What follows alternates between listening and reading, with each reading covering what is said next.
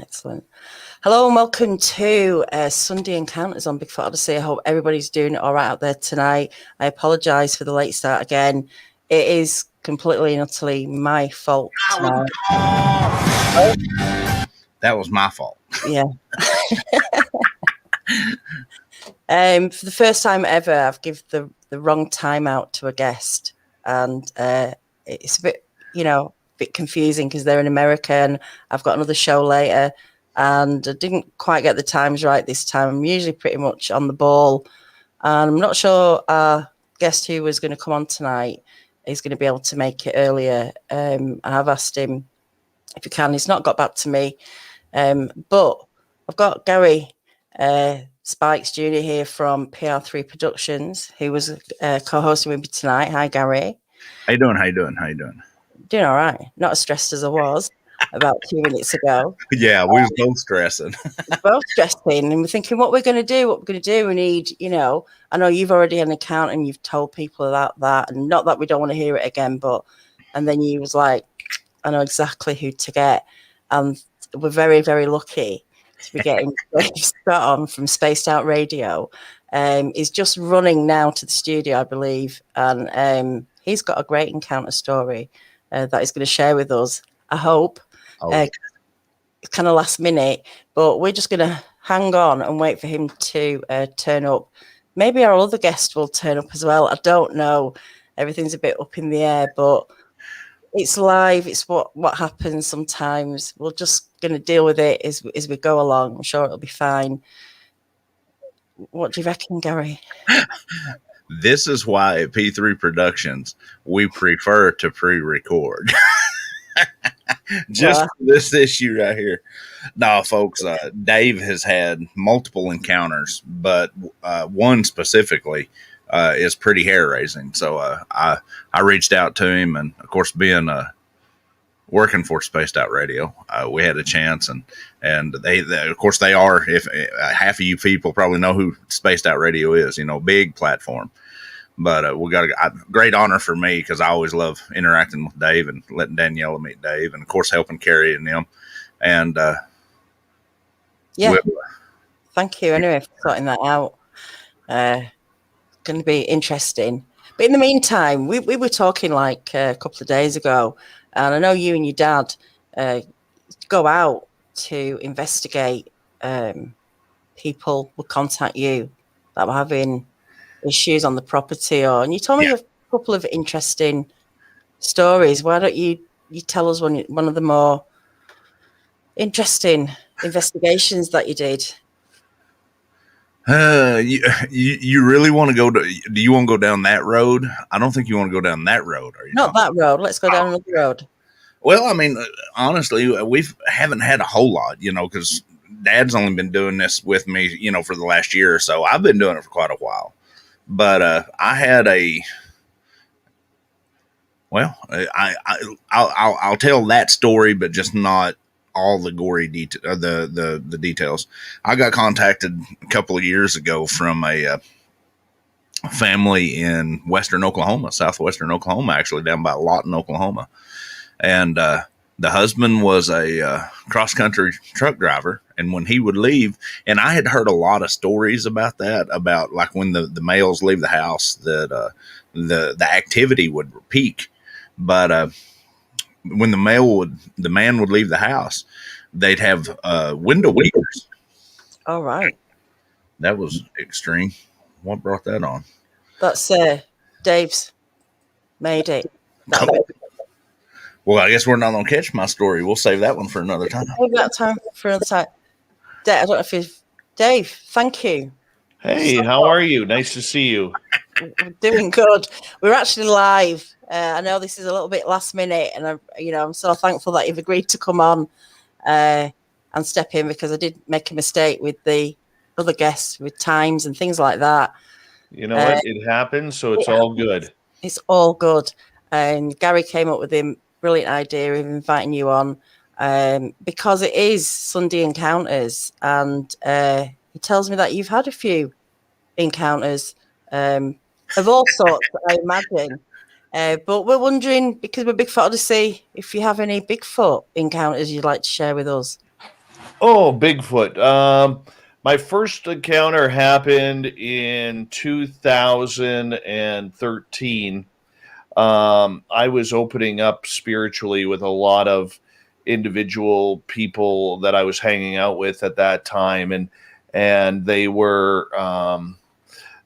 I was having a lot of strange experiences, and I was working with a guru of mine named Pascal, who was really opening me up to the spiritual world and basically getting me to push myself to my own limits in regards to the strangeness that was happening around me.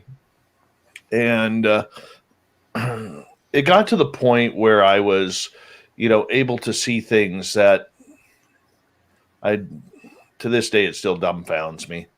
It really does. And in the summer of 2013, he's like, "What do you really want to see?"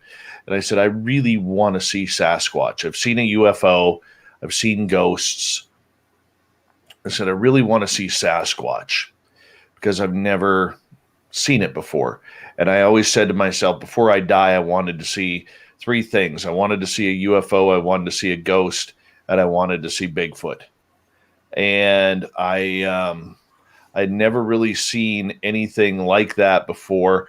I had always hoped it existed. I mean, I saw the Patterson and Gimlin film. I saw the $6 million man with Sasquatch on there, and it was a creature that always really sat interested with me. And so I kind of put it out to the universe, and this is where it gets a little bit woo. I put it out to the universe that I wanted to see Sasquatch. He's like, "Okay, when do you want to see it?" I'm like, "I want to see it in July." Well, July comes around, I don't see anything. So whatever. And then a lot of my experiences happened along at a friend of mine's house. This happened in Mission, British Columbia. He had 10 acres on his property, and there was only two houses on his street, him and his elderly neighbors. And the elderly neighbors had 6.5, and both of the properties were horseshoed by pretty thick forest. And so we were walking on a trail one day in behind his property in the forest because he wanted to show me where he had had a real weird paranormal experience when he was about 10 years old. And as we are walking through the forest, we get about 300 yards in, and we come into this this bend on the deer trail, and there's this tree that is snapped at about 8 feet high. And the tree was probably that round. Like, it wasn't a giant tree, but it was a healthy tree. You could see that it was something that had happened as the bark was very fresh. The bark was still quite damp and wet. And we hadn't had any storms in the area. We hadn't had any wind storms. There was no lightning storms or anything that could take down a tree. So we looked at this pretty odd. And, in my extremely limited view of Sasquatch at that time and my knowledge of it, I said to my friend Dave, I said, Sasquatch is known to snap trees as markers. And we kind of laughed at that. Excuse me. And he's like, "Well, I don't know." And he walked up to the tree, he goes and touches it, and it's quite spiky. We both put our hands on the bark that was stripped off, and it was still very wet. And he goes, "This just doesn't make sense. This is a perfectly healthy tree." And then we started getting the feeling like we were being watched. And so we started looking around, and due north of us, like if you look at a clock, say 12 o'clock from us, there was this giant fir tree that was casting a pretty big shadow in the sun. And they're just, when you get that feeling you're being watched and that you're not alone, all of a sudden both him and I at the exact same time started feeling like there's something here. We didn't know if it was a cougar. We didn't know if it was a black bear or what have you. We weren't really thinking Sasquatch at that time outside of the tree. And that's where, when we looked at this due north, is, you know how your eyes always kind of take you to that area where you feel something is, where your senses feel something is. And that's where we kind of were at that time. And so we ended up looking north, and underneath the canopy of this dark tree, behind the tree, you could see this face staring at us. And it would peer out from behind the tree, then it would go back, and then it would peer out again.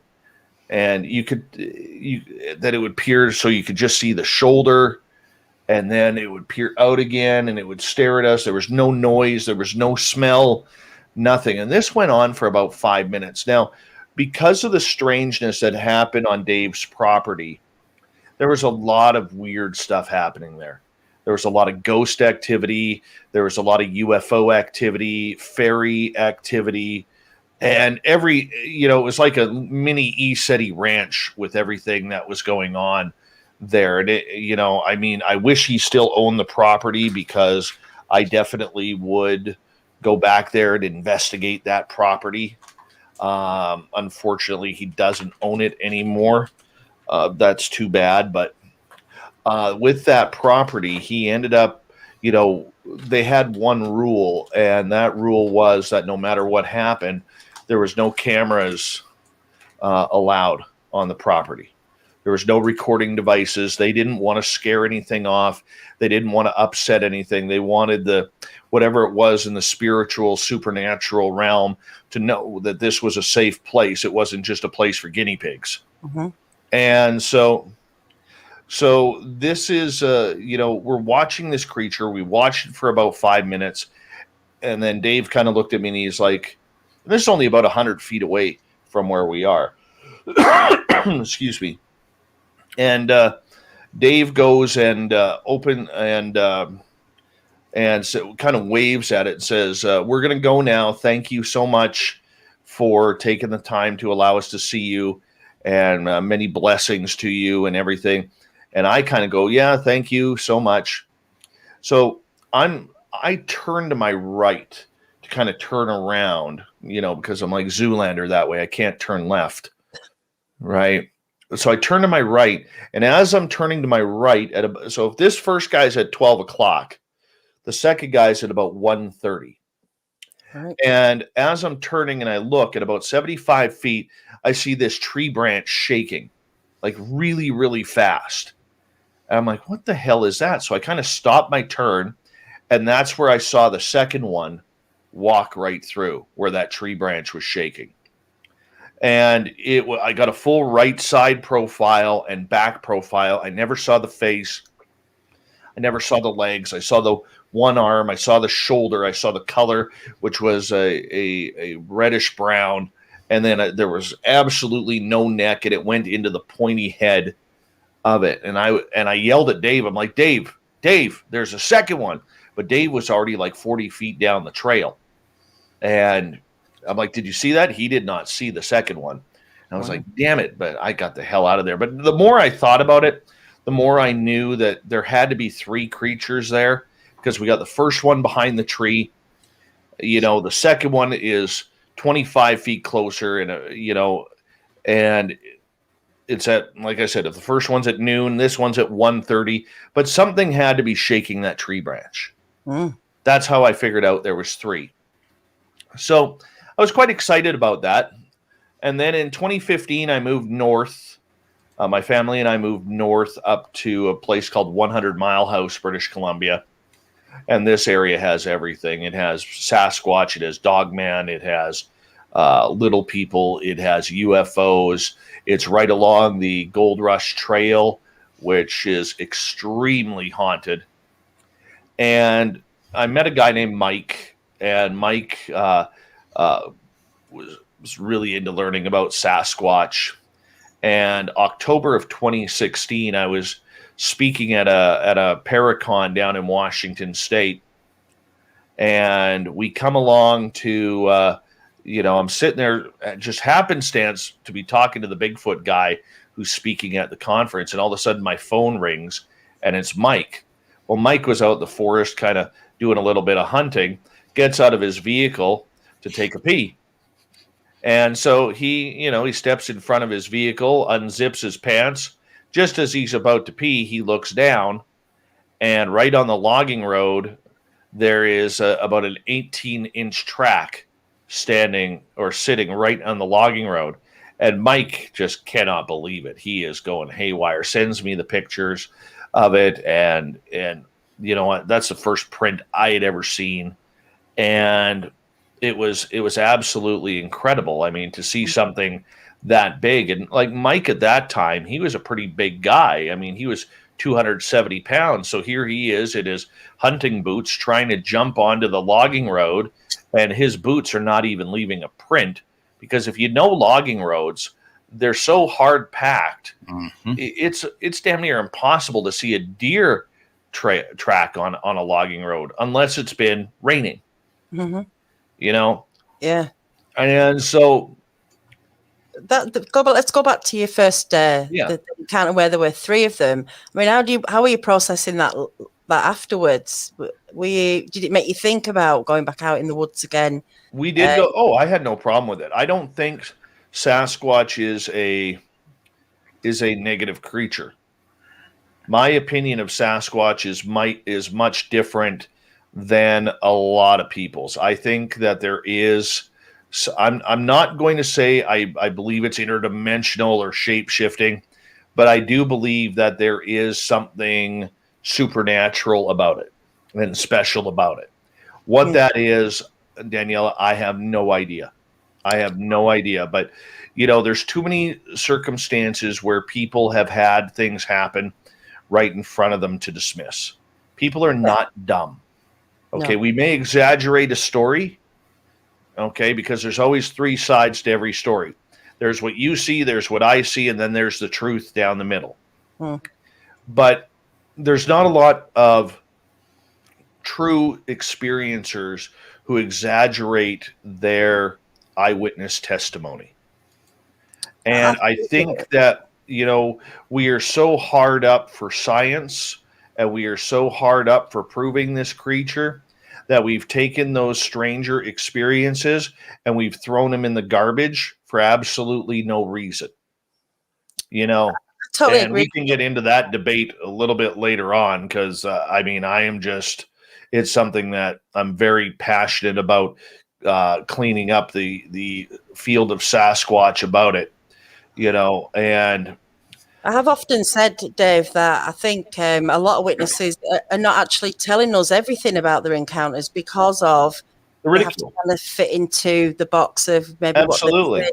I'm not saying everybody's like that, but I think a lot of detail has been left out, and trying to provide a platform where, and of course I should say, I did announce before, but you Creative Space Out Radio, you will have heard countless of accounts, I'm sure, where there are people who are experiencing a different side to Sasquatch.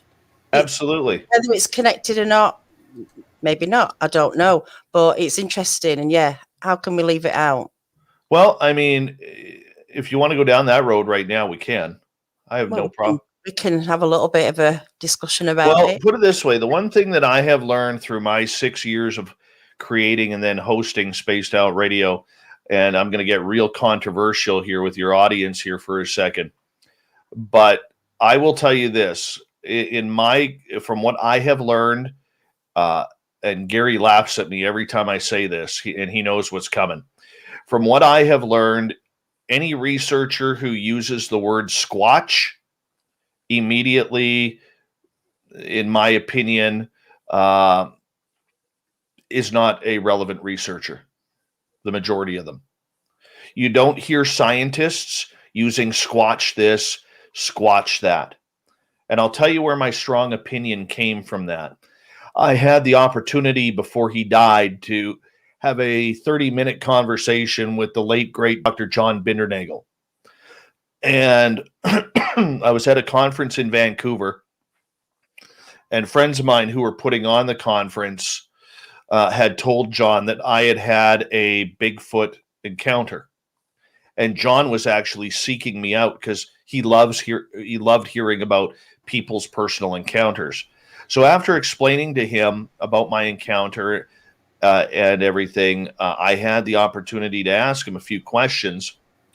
And I said to him, I said, what do you think about everybody because it just grates on me, the word Squatch grates on me. And I said to him, I said, what do you think about everybody, all these Bigfoot people using the word Squatch? And he kind of shook his head. He stood up straight, took a deep sigh, and he said, 70 years of research gone down the drain because of one word. He goes, I have been fighting to get the scientific community to understand that this creature is real. And he never had a sighting. Yep. He never saw one. Yep. But he was so passionate about it that he believed that the creature was real. And he goes, I've been trying for 70 years to get the scientific community to believe and to study and to fund research for this creature.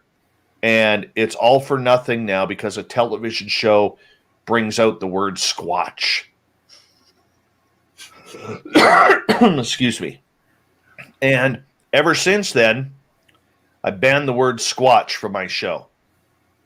And which is hard for me. It is hard, but you know what? If you want credibility, if you want your research to have any type of fundamental credibility, if you want the scientific world to treat you properly and to treat your research properly, there's two things you don't do. Number one, you don't call it Squatch because there's no such thing as Squatch or Squatching. Okay. And number two, don't say you're conducting scientific experimentation if you haven't done a lab report or a scientific experiment since high school. Stop with the BS right now. You're not conducting anything scientific. Going out in the field, using a drone, using cameras or thermal imagers is not science. Science starts off with a theory. Okay, I'm not a scientist, but Gary will know, for people who don't know me, Gary will know that I work with, or I have the ability to talk with some really, really brilliant scientists. Absolutely. And it is just Kevin here. I thought Squatch was a jumbled up translation. No, Sasquatch is a word coming from the Harrison Hot Springs Chehalis First Nations. That's was their name. Sasquatch means wild man, I believe. Okay, or big hairy wild man or something like that. And so with this subject though as well, there's a, you know, on the other side to that is there's different degrees of how far people want to go with learning or experiencing. True. And Daniela, so you're very true. You know, for some people they just want to look at structures. They're happy That's with fine. that. Some are just that's fine. You're more than welcome. It's much like the paranormal field. Okay, where, you know, we do a show on our YouTube channel called The Angry Ghost Hunter. And we talk about there's a major difference between the thrill seeker and the researcher / investigator. I'm a thrill seeker. Yeah. I'm not an investigator. When I go out in the field to my Sasquatch gifting sites, that I have 2 of them here, and hopefully one hasn't burned up by now. All right. I go out there looking for really cool things to happen. I'm not out there to prove the existence because I've already seen it.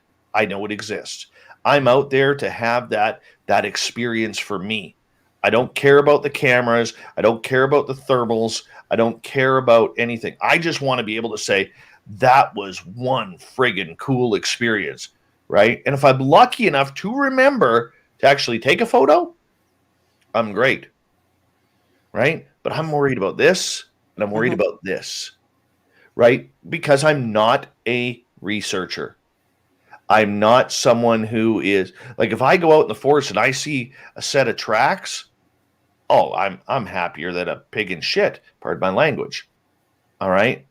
But I'm not out there trying to play something that I'm not. There's a guy here in British Columbia who everything is monkey this, monkey that, looking for the monkey. Okay. Well, right there, and he's talking about how he's conducting scientific experimentation on proving the existence of the North American monkey. Well, let's break that down for the Sasquatch people out there who are listening. Okay, you're not conducting anything scientific. How do we know this? Because you've already closed-minded yourself by calling it a monkey. Science is not opinion. Okay, that's the great debate in the UFO world we're having right now with Neil deGrasse Tyson, who's making fun of anybody who's seen a UFO. Science is not opinion. Your opinion means nothing when it comes to science. Sure, it could be a direction, but you have to go with the evidence and what the evidence states.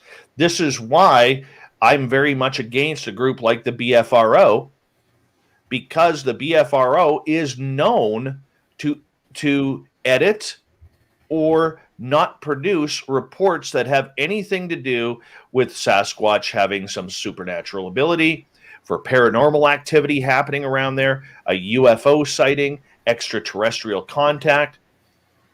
So what we're doing is we're conducting all of this opinion, Daniela, we're hiding behind the word science. And that's unfair for the field. It's unfair for the quality researchers out there who are trying to do something positive to move this field forward, whether they're amateur researchers, whether they're professionals, whether they're amateur scientists, or whether they're professional scientists. But it's holding everything back because we want to lie to make our name better. We want to use adjectives like squatch in order to make ourselves seem bigger than what we are. So if we cut through the BS and we cut through the whole opinion versus science, that's how the field is going to grow together. I haven't even started talking about the people who think Sasquatch are people too and should have voting rights. Well, we'll do another show about that maybe. I know what you're saying. I understand exactly. As a lot of us just want to know what's going on out there. This unfortunately, this subject has affected so many people in so many different ways. Like I say, the search for Bigfoot comes in so many different ways and fashions. You're going to hear a siren here. All right, okay.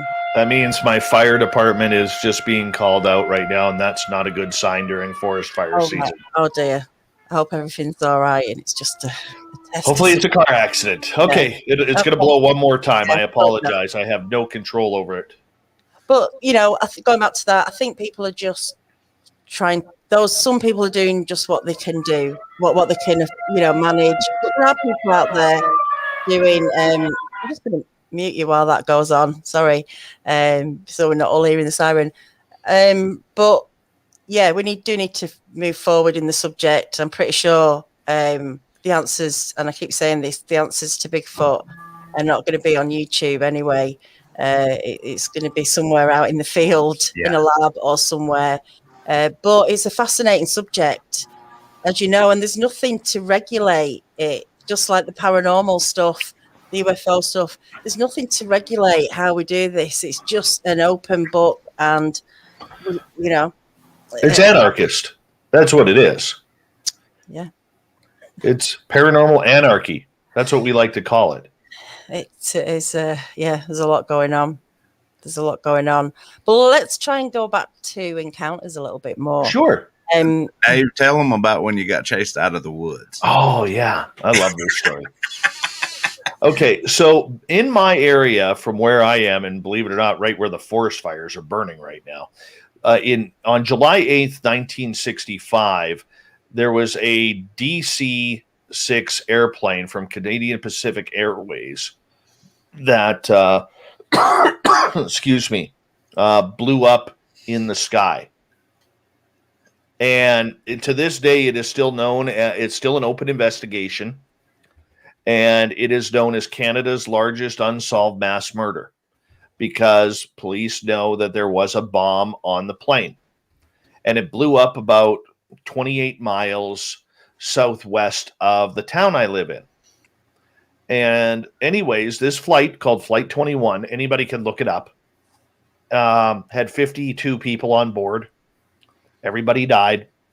And during the recovery operation, because the forest was so dense and thick, they had no trails to get in. So they literally had to bulldoze trails into the area in order to get to the wreckage and get to the bodies. And long story short, we were out, this was October of 2018. We were out in that area because my friend Merle wanted to do a paranormal investigation at the crash site. So that area is in such a remote area that you have to go in with an armed guard. So our armed guard was a buddy of mine named Mark. Now, Mark is a 35-year hunter. He has been a hunting guide. He's been a wolf tracker, a mountain lion tracker. This guy is incredible in the forest. He is like a MacGyver out there. He is. And he's brilliant out in the field. Like, he will upset you because you will literally be walking around on a trail and he'll stop you and he'll be like, "Oh, the wild horses have been through here." And you look down at your feet and you're like, "Where?" He goes, "Well, there's prints right by your feet." And you look down and there's nothing there that you see because your eyes aren't trained for it. But he'll see the bending in the moss, just the ever slight bending. And you're like, "Really?" Yeah. Anyways, this is the kind of guy he is. So here we go into this investigation. Mike starts doing his investigation in the middle of the forest. Mark's got his backpack on and his rifle slung on his shoulder. And here's Goofy Dave just kind of walking around. And, because I like this stuff because it's entertaining. And after about an hour of investigating the crash site, where there is, the cockpit, there's some of the wheel structures, the seating where people were sitting is strewn all around the forest. We go back to this little cul-de-sac area where the recovery vehicles were used to turn around. And Merle kind of goes, "Okay, let's go see if there's anything back up there." And we're like, "Okay, as far as I know, there's nothing there." He goes, "Well, let's just go check. We're already here." So no problem. We take this little deer trail and we go through these trees and it opens up to this meadow. And so here we are in this meadow, and there's this giant boulder in the trees. And Mark says, "Guys, you guys go across the meadow to that boulder, and I'm going to stand here because I have line of sight to anything if anything comes through." Okay, not a problem. So we walk the 30 yards across the meadow to this boulder, and we're standing there, and just nothing is around. We're only there 2-3 minutes, and all of a sudden we hear,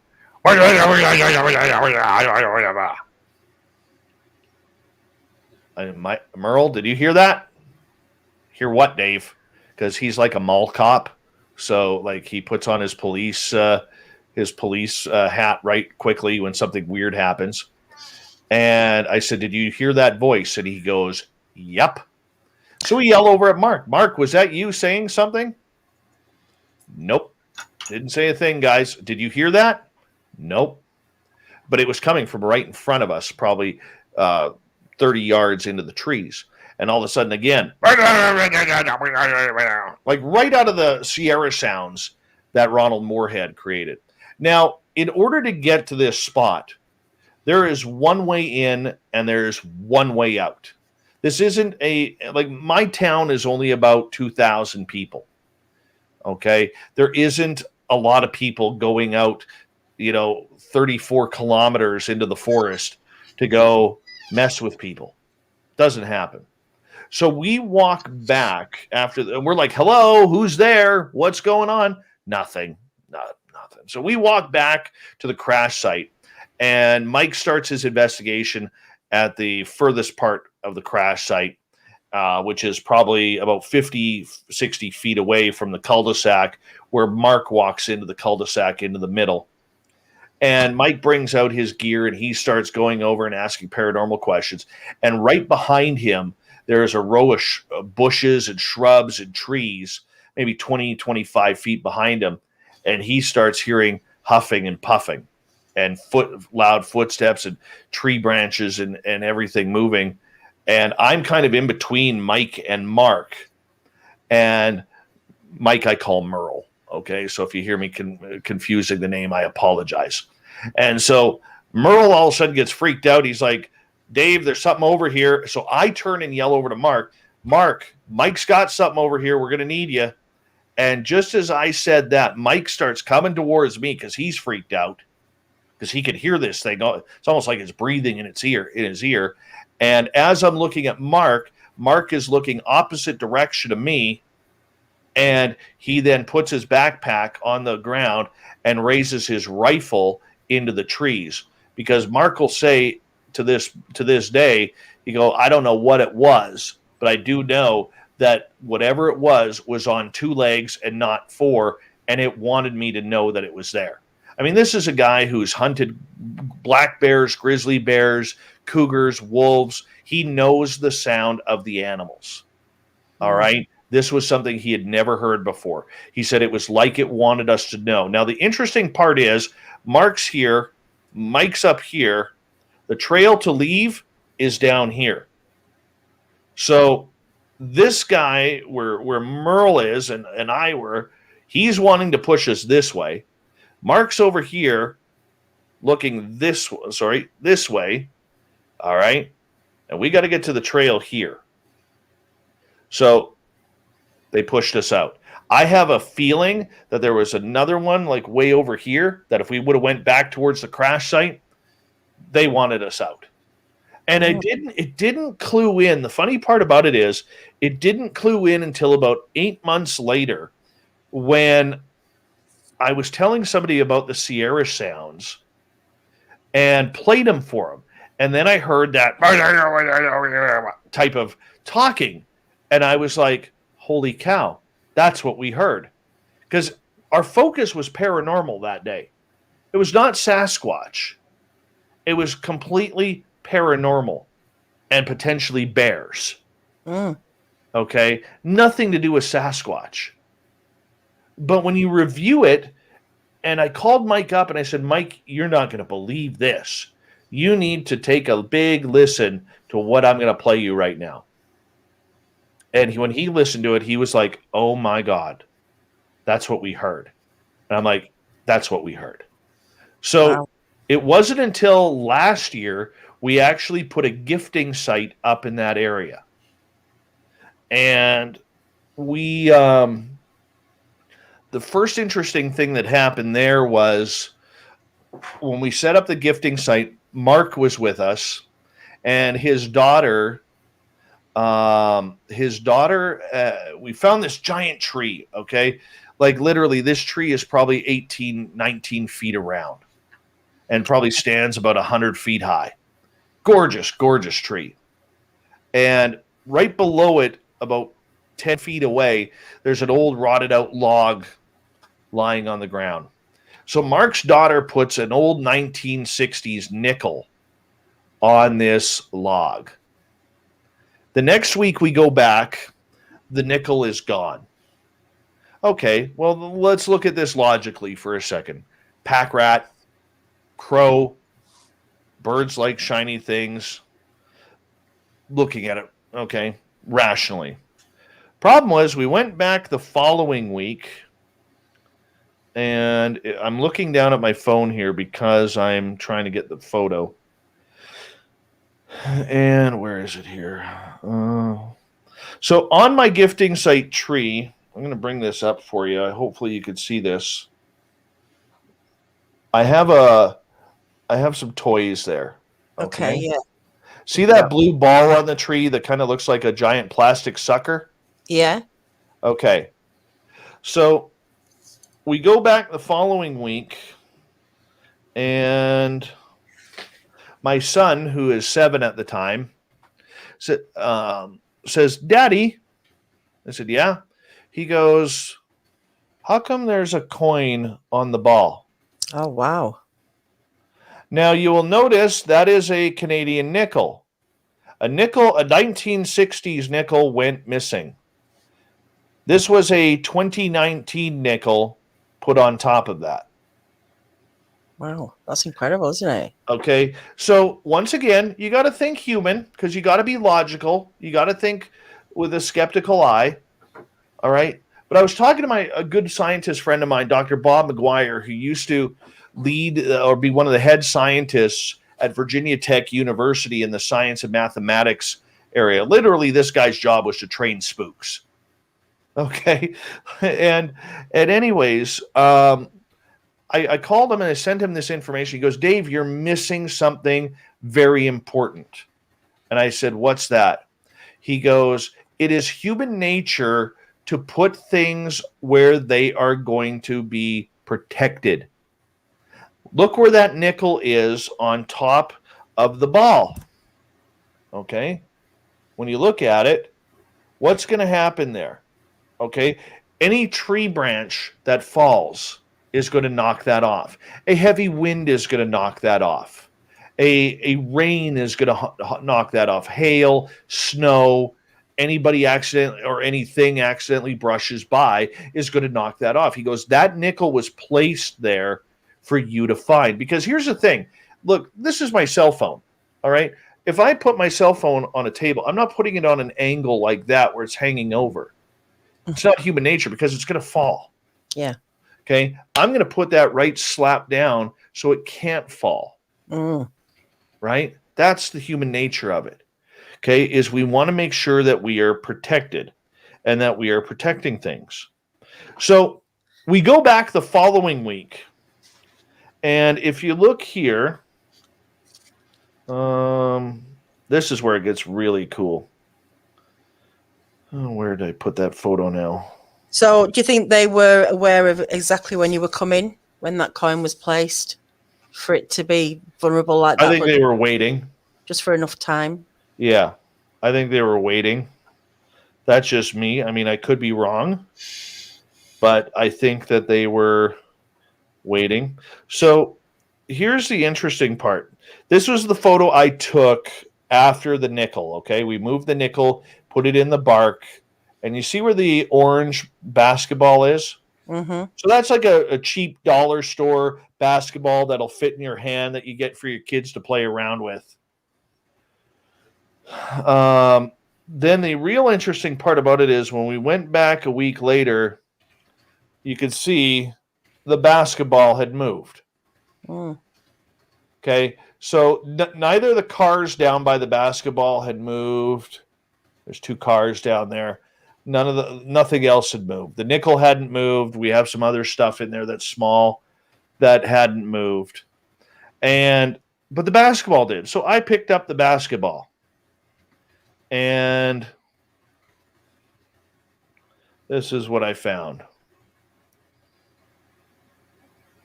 It was like oils off of a hand or something. Yeah. Some sort of, what is that? A print, hand, fingers? To me, I don't know what it is. I cannot confirm what it is. But to me, that looks a lot like fingers. Okay, now here's the interesting part about that, okay? That material that's on there that looks like fingerprints, it was really, really oily. And hold on, let me just so I can focus here. I can see the mark of it, yeah. Yeah. So I mean, here's a different picture. Right there. Yeah. Okay. So I touched that and it was like an oil. It didn't feel like dirt, didn't feel like grease, but it was slick like an oil grease type thing. Any smell? No smell to it. Yeah. Now, from people that I've talked to in the field, whether it's Nate Rudd or whether it's Duke or whether it's Gary or others about it, the people who've had like Sasquatch touch windows or something claim that their fingerprints are very, very greasy. Yeah. Okay. So the horrible part about that entire thing, and once again, I'm not a scientist. So I suffer from, I have a bad equilibrium, and every now and again, I'll just shake.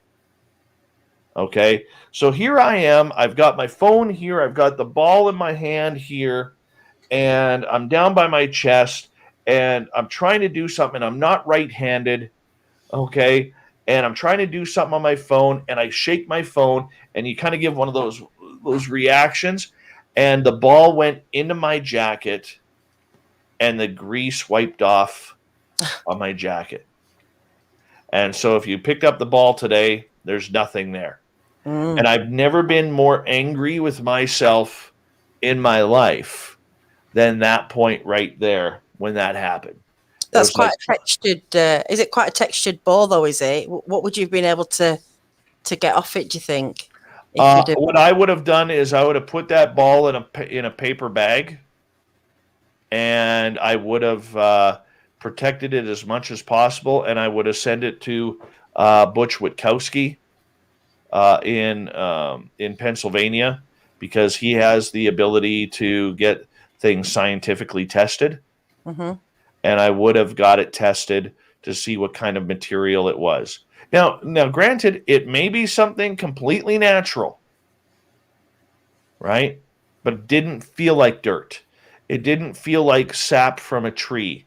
It didn't feel like oil from any of the plants, like leaf oil or anything like that. It felt very unnatural and weird. And unfortunately, I got the photo, but I have no proof. Because I'm not a scientist, I'm an idiot. Well, we have a lot of that, though, don't we? There's a lot of this going on. We're not prepared. I mean, well, it just happened, didn't it? The timing. But you obviously knew what to do to preserve it.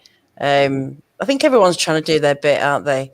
And just one question before we end. What do you think the odor is about, though, when you hear, if this is could be a supernatural being or has different elements to it? What do you think the smell thing is about? Well, I think this creature is eating and feeding off of plantation. I think it's an omnivore. Okay. Just because it may have supernatural ability doesn't mean it doesn't have to eat. I mean, the smell of it could be from not showering, could be from excreting flatulence. It could be from anything. So the two close encounters I've had, the one in Mission, British Columbia, and the one up here, I never smelled anything. But then again, it doesn't surprise me. My nose is so broken from hockey that it doesn't surprise me. But my other friends didn't notice any odors either. I mean, it could be a secretion, much like a skunk, right? That it's just a forewarning. You know, much like a rattlesnake rattles its tail. Doesn't mean it's going to bite you. It says, hey, I'm in the area, and please leave me alone. That's what the shaking of a rattle means. Doesn't mean I'm coming to bite you and to kill you. No. But if you get in my area, I'm going to defend myself. And I think that might be the secretion smell. I mean, then again, if it is extraterrestrial, people have stated when they are around alien beings that the alien grays have a distinct odor to them as well. So does that mean that if by chance this creature is of extraterrestrial descent, is that part of its natural odor, much like the grays apparently, some of the grays apparently have? We don't know. The big key is this, Daniela. We have to have the ability and the brain power and the fortitude to say we don't know what this creature is. Everything is plausible. Everything. And the minute we close the doors, the only thing that we are hurting is our own research. That's true. That's true. We've got to really keep an open mind, haven't we? Because not too open that, as Harry will say, your brains fall out, but enough that you know we have to consider lots of things that come along with these accounts, the witness reports, and you know the stuff that is going on, whether you like it or not. There is weird stuff happening out there. But look, we've come to the end of the show. Dave, I want to thank you so much for stepping in at the last minute. I wish we'd have met before because there's lots more I want to talk to you about, but not tonight. Definitely another time if you're up for it. Yes, I got to get you on my show as well. Oh, that'd be lovely. Yeah, what a treat. Yeah, I'll say yes now. Thank you for that. Gary, I want to thank you for stepping in as well as co-host. Sunday Encounters. You did a grand job, as always. This one was easy. I just get to sit back and I enjoy. was going to say you know talked a bit too much tonight, but don't worry about that. Well, the thing of it is, when Dave gets rolling, that's the reason we're a team up there. You know, Dave gets rolling, I just let him roll. But I will say one thing about Dave that I've learned: Dave is not a researcher. I love how he puts it. Dave is an experiencer. And that's a terminology that I've got to where I'm using now, you know, because he really gigged me when I started saying squatch. It's a southern thing. It's a southern thing, but it's been great. It's been great. It has. It's been an absolute pleasure talking to you, Dave. Everyone, I'm going to be over on Hidden Existence in about 15 minutes with Jason for Anything Goes, and we've got a lovely guest coming on, so hop on over there, get a cup of tea in the meantime or something like that. But until the next time, everyone, have a good night and take care. Bye-bye.